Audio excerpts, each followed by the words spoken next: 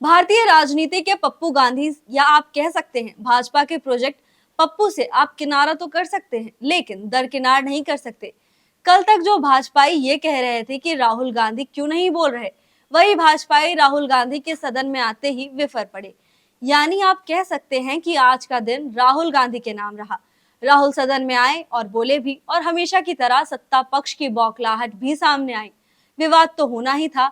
तो पिछले अविश्वास प्रस्ताव पर बहस के दौरान जिस तरह से राहुल गांधी ने भाषण के बाद प्रधानमंत्री को गले लगा लिया और जब अपनी सीट पर लौटे तो पीछे बैठे सिंधिया को आंख मार दी, इस बार भी राहुल के नाम ऐसे कारनामे रहे।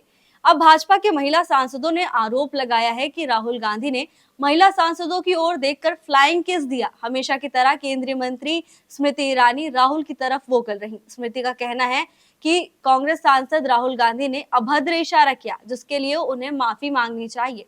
स्मृति का कहना है कि जब सदन में महिला सांसद बैठी हुई थी तब राहुल ने फ्लाइंग किस का इशारा किया था। ये एक अभद्र व्यवहार है कि जिनको आज मुझसे पहले वक्तव्य देने का अधिकार दिया गया, उन्होंने जाते जाते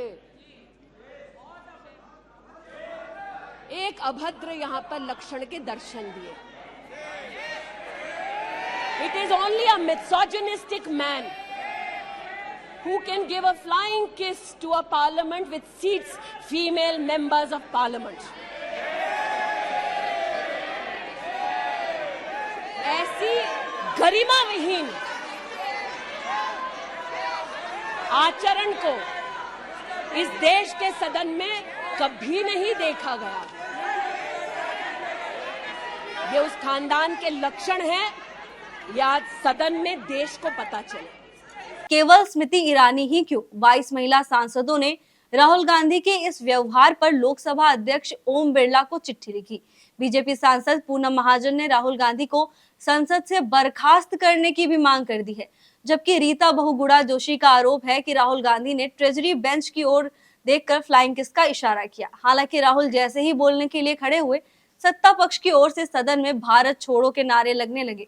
लेकिन राहुल इन सभी चिल्लमपो से बेखबर। संसद में राहुल गांधी ने जमकर सरकार पर हमला बोला। हमेशा की तरह नरेंद्र मोदी और उनके मित्रों अडानी अंबानी को निशाने पर लिया। राहुल गांधी ने नरेंद्र मोदी पर तीखा हमला बोलते हुए नरेंद्र मोदी जी सिर्फ दो लोगों की आवाज सुनते हैं। राहुल गांधी ने नरेंद्र मोदी पर तीखा हमला बोलते हुए कहा कि नरेंद्र मोदी जी सिर्फ दो लोगों की आवाज सुनते हैं। रावण भी दो लोगों की सुनता था, मेघनाथ और कुंभकर्ण। वैसे ही नरेंद्र मोदी दो लोगों की सुनते हैं, अमित शाह और अडानी। रावण दो लोगों की सुनता था। रावण दो लोगों की सुनता था, मेघनाथ और कुंभकर्ण। वैसे ही नरेंद्र मोदी दो लोगों की सुनते हैं, अमित शाह और अडानी। राहुल ने कहा कि लंका को हनुमान ने नहीं जलाया था, लंका को रावण के अहंकार ने जलाया था। लंका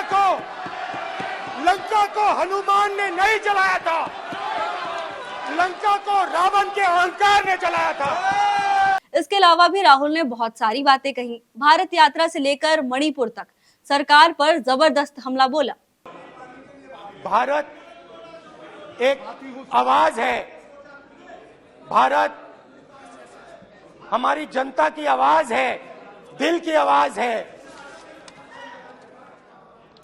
उस आवाज की हत्या आपने मणिपुर में की। इसका मतलब भारत माता की हत्या आपने मणिपुर में की।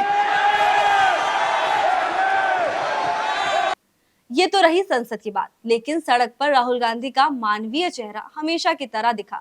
दरअसल राहुल गांधी जब मॉनसून सत्र में शामिल होने के लिए संसद जा रहे थे, इसी बीच एक व्यक्ति सड़क पर अपनी स्कूटी से गिर गया। राहुल गांधी ने अपने ड्राइवर से तुरंत गाड़ी रोकने को कहा।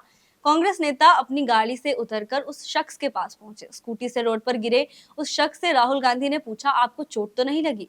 तो ये संवेदना ही भाजपा के पप्पू को बाकियों से अलग करती है और प्रोजेक्ट पप्पू अभियान चलाने के बावजूद कांग्रेस का पप्पू फॉर पीएम अभियान को सफलता की तरफ ले जाती है।